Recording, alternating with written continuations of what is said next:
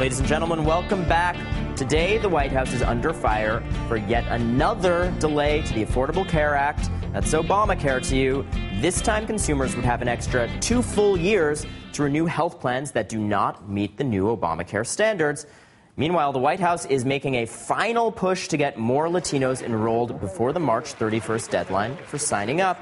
The president made his pitch just moments ago at a town hall hosted by Spanish-language TV networks. Take a listen. Part of the reason that it's so important for us to reach out to the Latino community is the Latino community is the most likely to be uninsured. 1 out of 4 of the uninsured are Latino.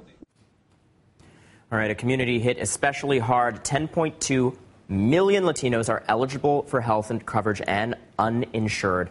More than half of those uninsured live in California or Texas.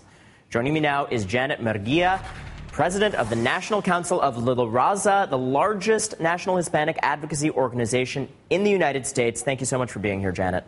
Thank you, Ronan. It's a pleasure. So in the final weeks before the March 31st deadline, the administration seems to be pulling out all the stops to target uninsured Latinos, but there have been some stumbles. The Spanish language version of the website didn't even launch until December.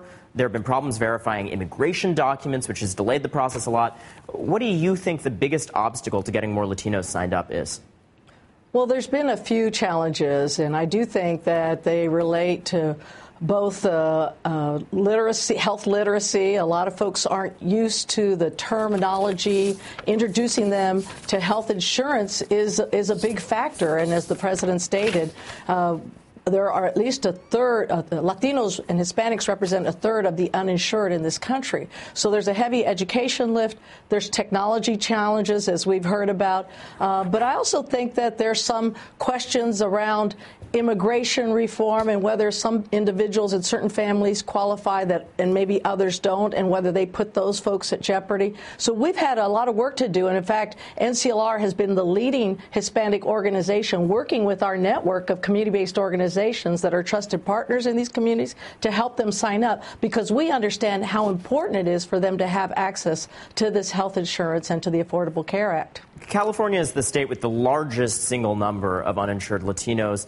California State Senator Ricardo Lara proposed legislation that would offer inexpensive health insurance to undocumented immigrants who are not covered under the Affordable Care Act as of now. How important is this issue of covering undocumented workers to the Latino American community?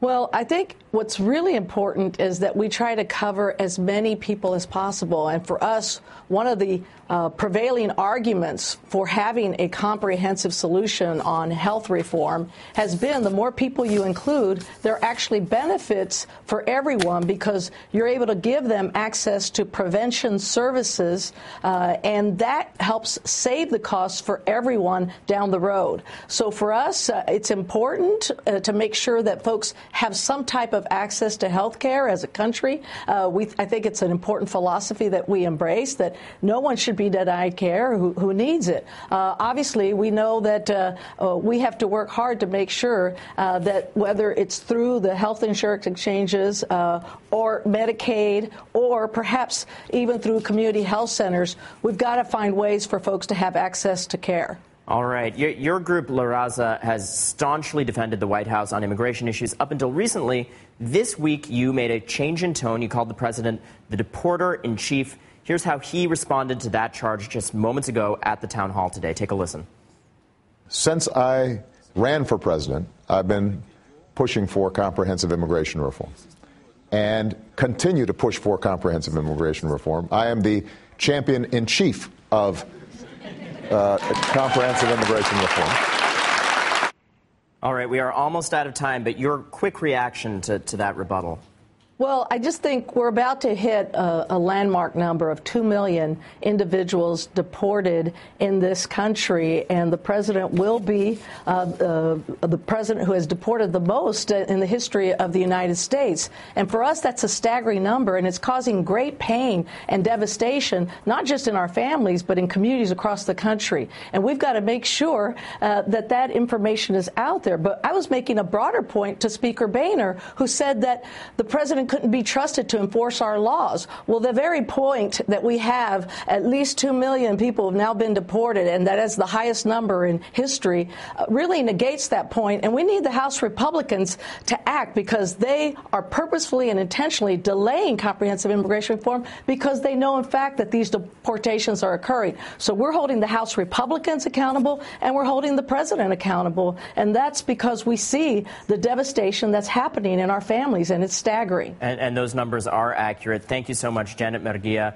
the National Council of Raza. We appreciate your joining us. Thank you. And we'll be right back with your answers to our battle of the day. Stay with us.